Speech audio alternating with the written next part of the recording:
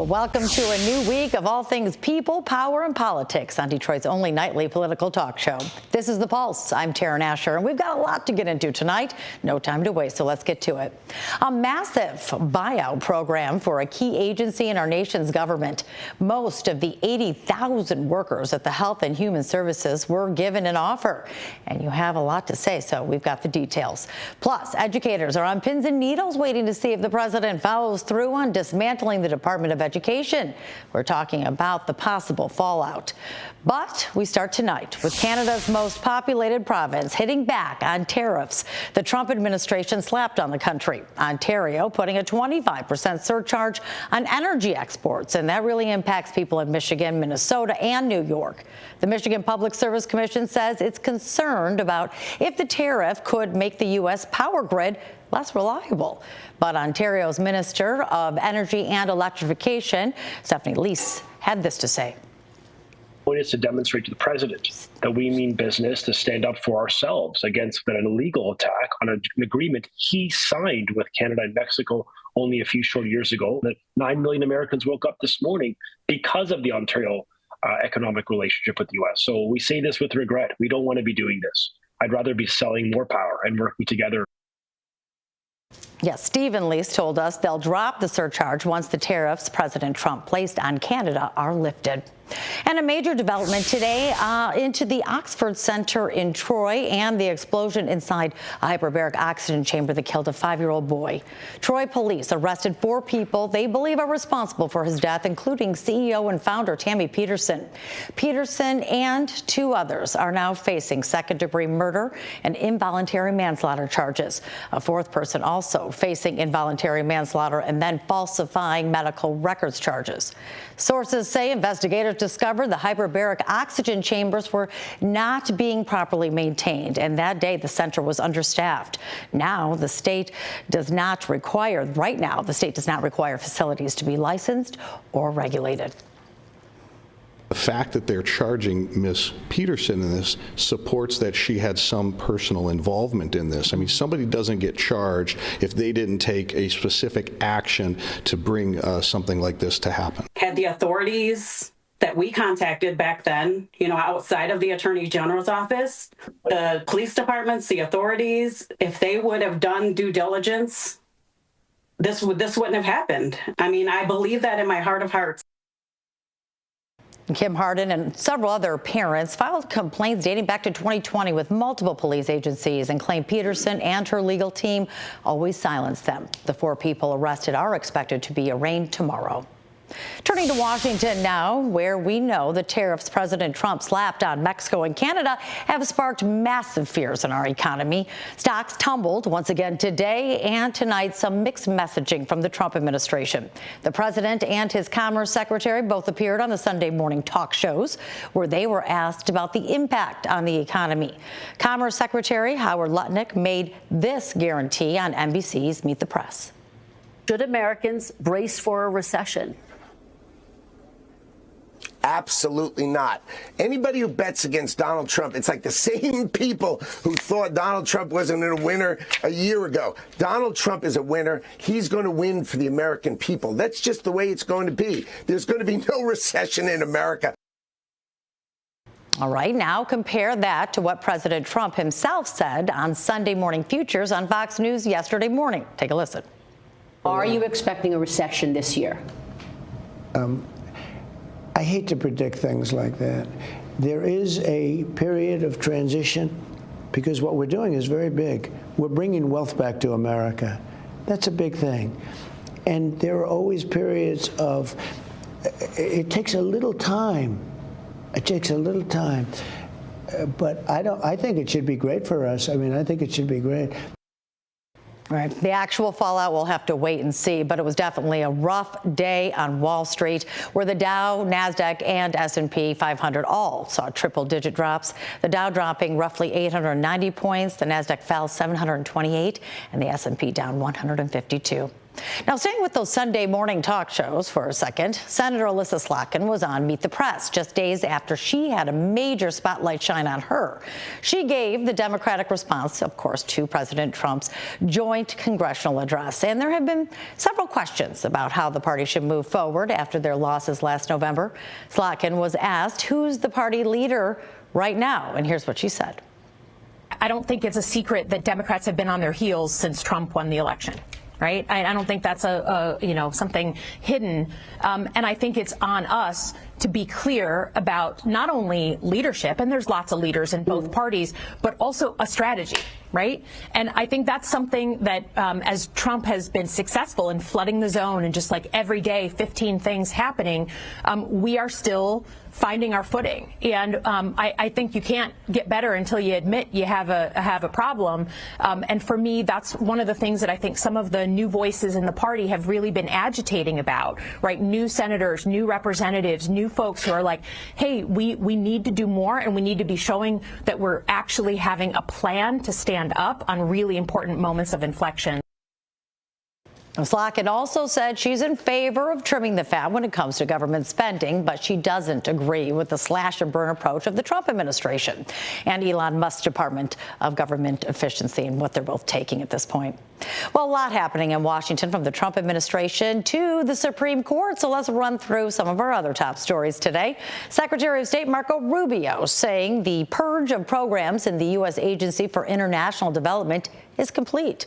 83% of the agency's program have been eliminated at this point, and what's left will be moved to the State Department. Trump and DOJ's attacks on USAID have removed humanitarian aid that helps stabilize economies and build goodwill. Trump and Musk have called it wasteful spending.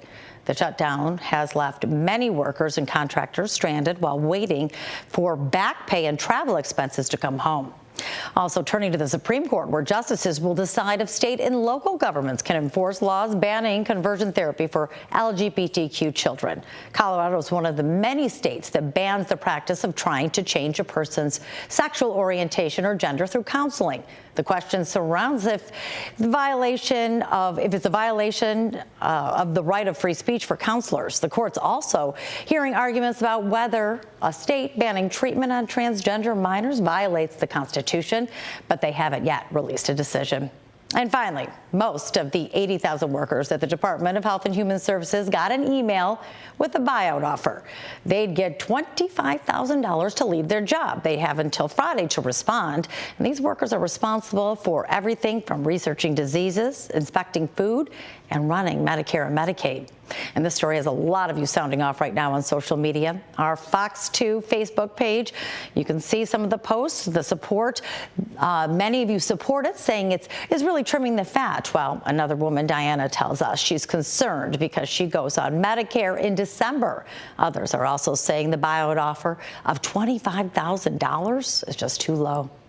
And we always say this is a show built around you. So if you want to weigh in, make sure you head over to the Fox 2 Detroit Facebook page and make your voice heard.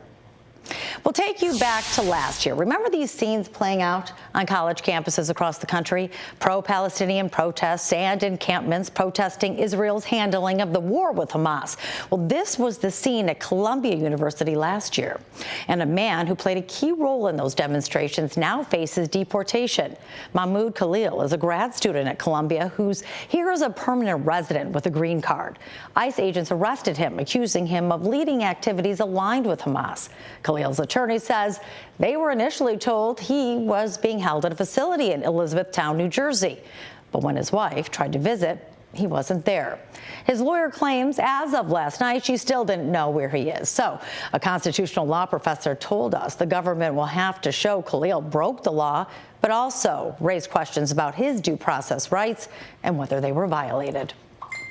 It appears that he made a number of social media statements that were not just pro-Palestinian, but potentially pro-Hamas. And it also appears that he may have been involved in organizing some of the pro-Palestinian demonstrations at Columbia University. So the question is going to be then, when we get to that point, what can be shown, what can be demonstrated by the government to be criminal activity, and what is going to be First Amendment protected activity? that process includes due process, and it includes a process in the administrative courts and the immigration law courts for this individual. You can't just take him you can't just arrest an individual and keep him in hiding without access to his family or to his attorney, as seems to have happened, at least in the first 24 hours. Well, this comes as the Trump administration cancels $400 million in grants and contracts with Colombia, accusing them of not doing enough to stop anti-Semitism on campus. And finally, to some news impacting people living illegally in the United States. Customs and Border Patrol releasing a new app that allows people living here illegally to say they want to leave voluntarily. The app's now called CBP Home, with administration officials saying it gives undocumented migrants the chance to report they're leaving voluntarily rather than face harsher consequences. The Trump administration disabled the feature of the old CBP One app that allowed migrants to apply for asylum, which canceled tens of thousands of border appointments. Homeland Security Secretary Kristi Noem says this means they'll still have a chance to return legally. Well, still ahead tonight, educators are waiting right now to see if President Trump follows through on his promise to dismantle the Department of Education. We're debating what it could mean for your student next on The Pulse. All right, back now on The Pulse, looking at all things people, power, and politics. And joining us now to talk about President Trump's threats or promises to dismantle the Department of Education and the possible executive order coming to do just that is former Detroit Federation of Teachers President Keith Johnson and then conservative commentary consultant Jason Cable-Rowan. Good to have you both here. And of course, appreciate both of your thoughts on this. But this is, we're just waiting right now, any day that we could hear what might possibly come of this, because really at this point we don't know the exact details and the true impact it will have.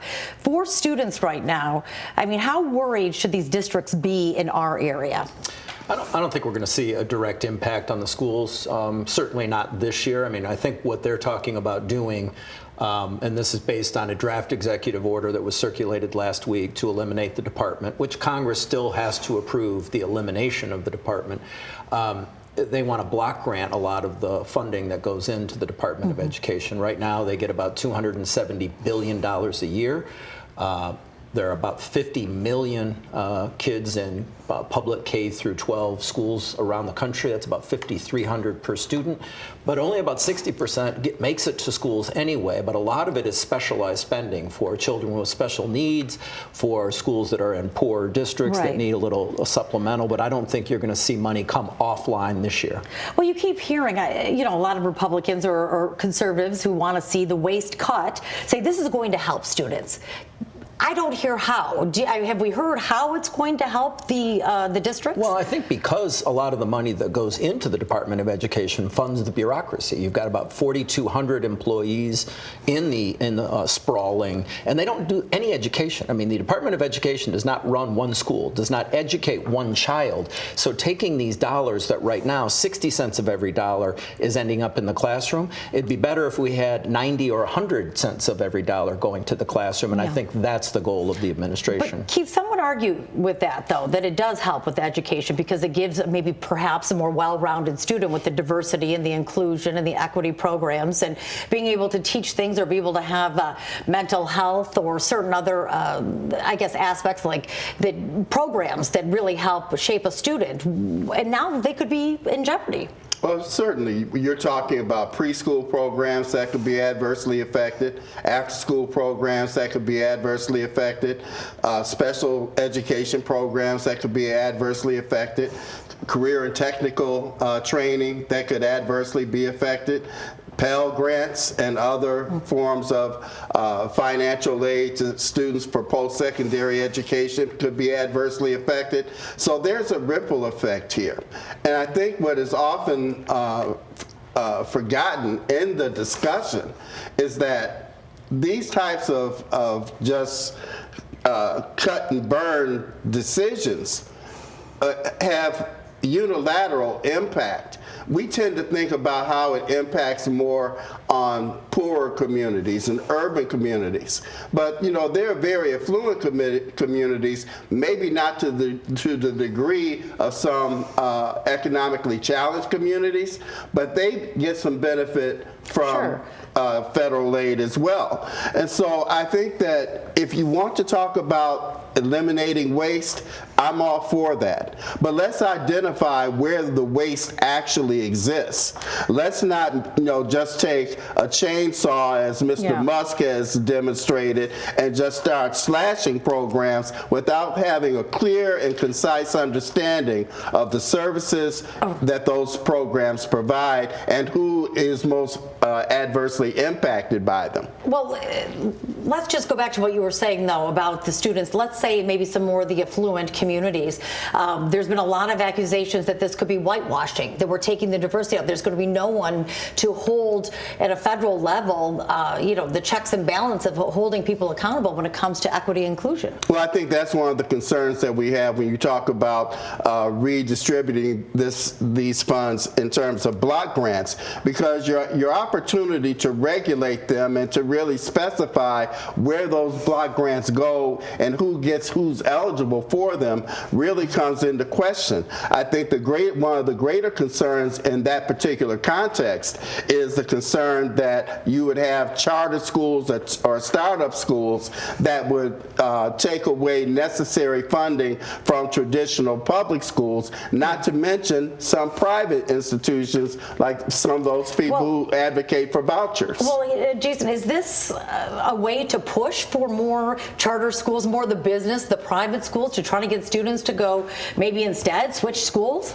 Well, I think there's definitely a movement within conservatism, not limited to Donald Trump. I mean, this is not new. I mean, this department came online in 1980, and Ronald Reagan in his first term was already talking about getting rid of it then.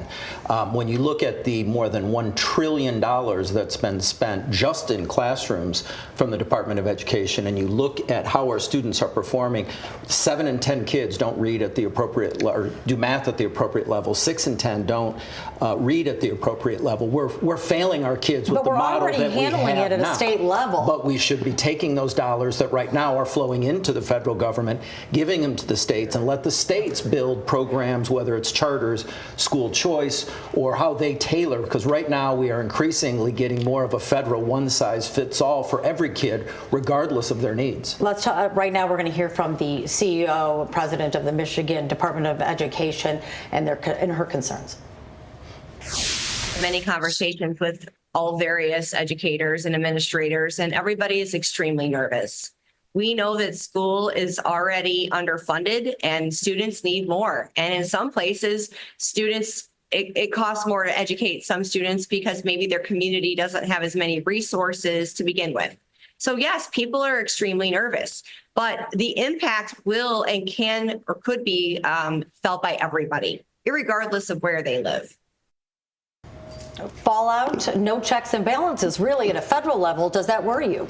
Well, no, because every state has a Department of Education, and they have a Attorney General, so they can enforce the civil rights components. All the stuff, and we're talking about a lot of duplicity in programs right now. I mean, we already have an Office of Civil Rights in the U.S. Department of Justice. We could take what the U.S. Department of Education is doing, who, by the way, can't even file a lawsuit if they wanted to, where the Department of Justice can. Where what you're talking about administering student loans, we could be moving that to Treasury or to private financial institutions better able to administer those kinds of things. But then within the states, there's the same kind of bureaucracies already there. So it's eliminating a layer and getting those dollars into the states and hopefully into the classrooms. Well, that means if the dollars actually get into the states. Are you worried about that, Keith, that those dollars might not? I mean, it's being cut. Absolutely. That is the primary concern. And let us not forget, even on the most extreme level, only about 15% of school district budgets involve federal funding, at the most. Right. The bulk of that funding comes through state and local taxes and the like. The federal funds are really for supplemental programs, for lowering class sizes, for example, allowing you to hire more teachers and not taxing individual school districts, having the federal government to cover those costs of the salaries and benefits. So as I said, there's a domino effect here. Yeah, that impacts the students' education. It directly and indirectly impacts student education and potential for growth. And we are in a wait-and-see mode right now, so we'll have to have you back and follow up on this. But we'll see if it's a negotiation tactic with Trump, as we've seen, or perhaps something more. All right, thank you both for being here. We're getting you caught up on some stories you might have missed over the weekend. Next on The Pulse, including a march honoring a key moment during the civil rights movement. The Pulse is back in just 3 minutes.